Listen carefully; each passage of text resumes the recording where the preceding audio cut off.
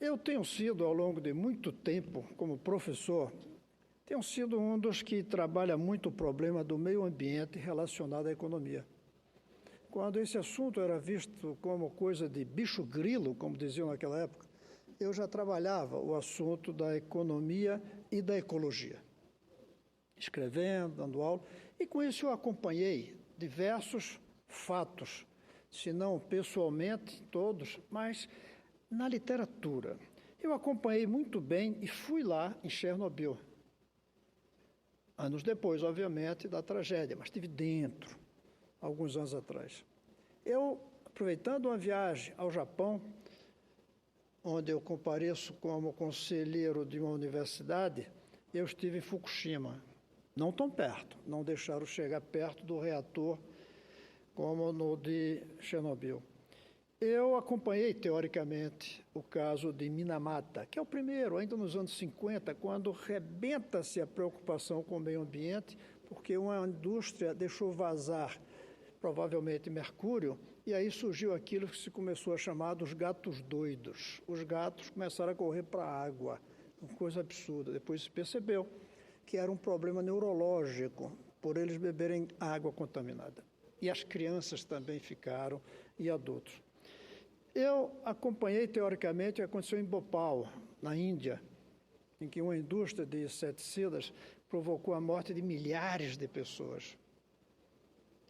Obviamente, aqui eu tenho uma preocupação fundamental com Angra dos Reis. Eu temo muito energia nuclear. E até entendo que alguns países do mundo não conseguem viver sem energia nuclear e têm que ficar com medo para poder viver. E é melhor viver com medo do que não viver. Mas nós não precisamos de energia nuclear. Nós temos hoje só 3% da energia nuclear. Esses 3%, a gente consegue poupar facilmente. Aqui mesmo a gente podia dar uma contribuição diminuindo esse ar-condicionado que nos maltrata tanto. O Brasil já reduziu 20% quando precisou, no caso dos anos Fernando Henrique Cardoso, quando houve um apagão. Além disso, temos como aumentar a produção de hidrelétrica e, sobretudo, temos um espaço enorme de energia eólica e energia solar à nossa disposição. Por isso, 15 dias atrás, organizei um debate aqui sobre energia nuclear. Trouxe pessoas de Chernobyl, pessoas que cuidaram dos doentes de Chernobyl. O primeiro-ministro do Japão, no momento de Fukushima, mandou uma apresentação para nós pela televisão. Ouvimos muita gente. Eu tenho medo daquilo, tenho um profundo medo. E aí, nós temos diante de nós um fato que ninguém estava esperando, que é essa lama que surgiu em Minas por conta de uma indústria de mineração. Não se esperava. Mas estava ali o indicador de que isso terminaria acontecendo. E o que nós vemos hoje? O imenso estado de Minas, um rio inteiro carregando uma lama contaminadíssima, que vai deixar uma marca por décadas, atravessando agora o Espírito Santo, fazendo com que a água que se bebe pode ficar contaminada, as margens contaminadas, os peixes mortos. É uma tragédia cuja dimensão a gente ainda não tem clareza. E tudo isso provocado por quê? E aí que eu quero falar. O que é que provoca tudo isso? O que provoca tudo isso é a junção, senhor, para mim, de 4 coisas que se juntam. A primeira é a ganância do lucro. A segunda é a improvisação da engenharia. A terceira é a voracidade do consumo. E a quarta é a corrupção na relação entre o Estado e os agentes econômicos. Vamos ver um por um. No que se refere à ganância, os lucros são os lucros que guiam o exercício da atividade empresarial. E isso, em tese, não é ruim. Porque o lucro, o que é que é? O lucro é o resultado da eficiência de você produzir algo com um valor maior do que o custo que a produção provocou. Isso é bom, isso é ótimo, isso é prova da eficiência, é isso que faz uma economia crescer. Mas quando vem a ganância pelo lucro, sem a restrição, por exemplo, social de pagar bons salários, aí a ganância que provoca o lucro já começa a perturbar de uma maneira negativa o lucro. A ganância de não cuidar com o rigor necessário do tamanho da reserva onde ficavam os resíduos daquela mineradora, essa ganância é que provoca arrebentar a represa. Se houvesse um cuidado, se se tivesse tomado a decisão correta, e já se alertou disso 2 anos atrás, para fazer uma outra represa, onde esses resíduos ficariam, não teria acontecido essa tragédia. Essa é uma tragédia produzida, construída, feita. Não foi um terremoto que acontece e ninguém pediu, ninguém esperava, ninguém fez. Não, essa é uma tragédia criada pela ganância do lucro não freado pelas regras sociais. E volto a insistir, em tese, o lucro é positivo, necessário, dinamiza a economia, mas ele tem que ser fiscalizado. E ele não pode ser para a ganância mais absoluta. O segundo ponto é a improvisação. Nós temos uma tradição no Brasil pela improvisação, em tudo. Nossas estradas, quem viaja por aí percebe, estão entre as piores do mundo. Eu estou falando das estradas, não as não estradas, como nos países pobres. Lá não tem estrada, aqui tem.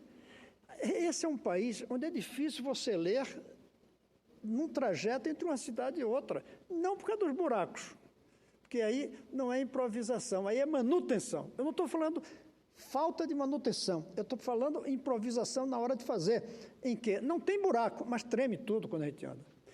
Sabe que isso é uma característica brasileira, se acostumar com a tremedeira durante o trajeto de um lugar para outro de automóvel. Não é uma característica normal. A maioria dos países onde há um asfalto bom, os carros deslizam, não trepidam como aqui.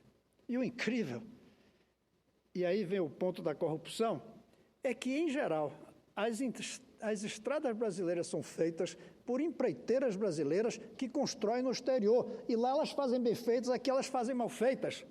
Porque aqui nos acostumamos com a improvisação e com a corrupção. A corrupção de pagar um preço maior do que aquela estrada merece.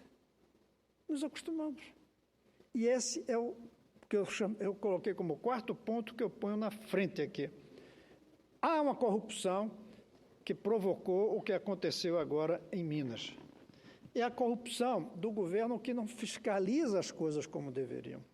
O Ministério Público avisou com o tempo que isso poderia acontecer. E o Estado, através dos seus órgãos do IBAMA, seus órgãos do Ministério do Meio Ambiente em geral, ficou parado. Não exigiu, não determinou fechar a mineração. Tinha que ter fechado a mineração enquanto não construísse um reservatório novo que pudesse segurar essa lama podre. Podre não no sentido de estragada, podre no sentido de contaminada, que é uma podridão pior do que a podridão da carniça. Porque a carniça, você deixa passar o tempo, ela vai embora, fica só os ossos. Mas essa contaminação não vai embora. Ela fica anos, décadas. No caso do nuclear, milhares de anos. Essa vai ficar alguns bons anos aí, talvez décadas. Então, a gente juntou aí a ganância, a improvisação e a corrupção. Mas tem mais um item que eu coloquei, senador Eumano. E esse, a culpa não é do governo, a culpa não é dos empresários, a culpa não é dos engenheiros. Essa é a culpa de todos nós. É a voracidade pelo consumo. A nossa voracidade de querer cada vez mais automóveis, cada vez mais equipamentos, cada vez mais construções, exige cada vez mais ferro. Cada vez mais ferro exige cada vez mais mineração. Cada vez mais mineração, quando se junta com a ganância, com a corrupção e com a improvisação, vem essa tragédia. Então, um casamento maldito de 4 coisas. A voracidade pelo consumo, todos nós. A ganância dos empresários, donos da empresa, a improvisação dos técnicos que fazem o trabalho e a irresponsabilidade e a corrupção do governo. E o pior é que, nesse caso, a gente não viu o governo pedir desculpas, como se não tivesse nada a ver com isso. Característica, aliás, nossa. Agora, na Romênia, houve um incêndio numa boate, o primeiro-ministro pediu demissão. O primeiro-ministro do país. Mas nós nos acostumamos a fechar os olhos, a tolerar, a não ir atrás das verdadeiras causas. E aí, o que é que acontece no final? Acontece esse profundo descrédito que nós estamos tendo com as autoridades, com os sistemas, com o funcionamento da economia e até mesmo agora com a privatização. Porque tem gente dizendo que se a Vale fosse estatal, ela teria sido mais responsável. Eu não vou dizer que aconteceria isso, mas a ganância seria menor. Um item poderia funcionar, que é a ganância. Mas a corrupção poderia ser até maior, porque o órgão do governo não fiscalizou uma empresa privada. Imagine se fosse uma empresa pública, em que o IBAMA chegava lá e mandava fechar, o diretor, o presidente da empresa ligava para o presidente da República e ela dizia, fecha os olhos, que essa empresa é nossa. Então, se ganharia na menor ganância, mas se perderia na maior corrupção. É o sistema que não está bem, senador Eumano. É o sistema que não está bem e que faz com que a gente termine passando por esses constrangimentos, por essa vergonha, por essa tragédia. E até aqui, algumas dezenas de mortos, que pode aumentar. Em breve, algumas centenas de famílias que vão deixar de ter a produção do peixe como pescadores. E depois, sem dúvida, alguns milhares, e pode ser dezenas de milhares, pode chegar a centenas de milhares com dificuldades para conseguir a água necessária, para conseguir a limpeza ecológica necessária para uma boa vida. E quem sabe, terminarmos, porque a gente ainda não sabe as consequências totais desses venenos colocados, desses minerais colocados, talvez até, quem sabe, aconteça aqui essa tragédia terrível, que já tivemos em Cubatão alguns anos antes, de nascerem crianças com problemas cerebrais, de nascer pessoas deformadas, de pessoas adquirirem doenças graves. Não é uma questão apenas de beber uma água infeccionada e ter um problema de dor de barriga. Não é uma infecção, é uma contaminação profunda com metais. Tudo isso a gente está vendo diante dos olhos. E tudo isso pode continuar acontecendo em outros projetos ao longo do Brasil. É lamentável, mas esse não é o único caso. Não é o único caso que pode nos trazer tragédias desse tipo e até piores do que essa. Fica aqui um alerta, fica aqui uma preocupação e fica aqui a manifestação de que temos que cuidar. Se não é possível parar com a voracidade do consumo, se não é possível parar com a ganância do sistema capitalista, pelo menos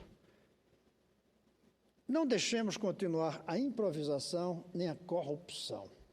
Dos 4 do casamento, voracidade, ganância, improvisação e corrupção, 2 dificilmente a gente vai controlar, que são a voracidade e a ganância. Mas 2 dá para contribuir, dá para parar.